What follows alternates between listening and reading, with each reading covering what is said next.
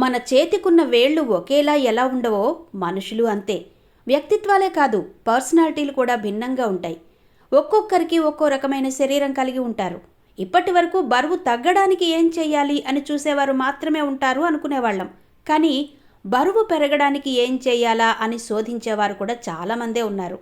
లావుగా ఉన్నవారు సన్నగా ఉన్నవారిని చూసి వారిది గాడ్ బ్లెస్డ్ బాడీ అనుకుంటూ ఉంటారు.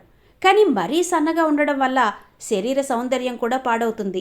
చాలా సన్నగా ఉన్నవారికి ఎముకలు, గుండె సమస్యలు ఉండవచ్చు, లేదా బలహీనమైన రోగ నిరోధక శక్తి ఉండవచ్చు.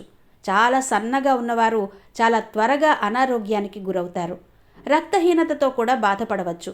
ఈ వ్యక్తులు బరువు పెరగడానికి అనేక రకాల పోషకాలు కలిగిన ఆహారాలు తీసుకుంటారు.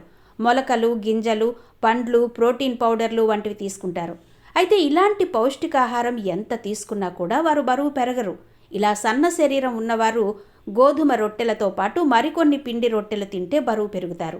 ఈ రోటీలో ప్రోటీన్లు, ఆరోగ్యకరమైన కొవ్వులు అధికంగా ఉంటాయి. అలాంటి కొన్ని రోటీ పిండి గురించి సమాచారం ఇక్కడ ఉంది. బాదం పప్పును ఉడికించి మెత్తగా రుబ్బితే బాదం పిండి తయారవుతుంది. ఇది సహజంగా గ్లూటెన్ ఫ్రీ.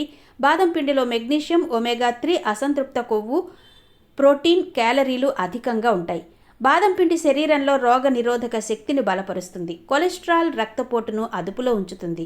ఈ పిండితో చేసిన రోటీని తినడం వల్ల బరువు పెరుగుతారు. రోటీలు చేసేటప్పుడు చాలామంది బియ్యపు పిండిని ఉపయోగిస్తారు.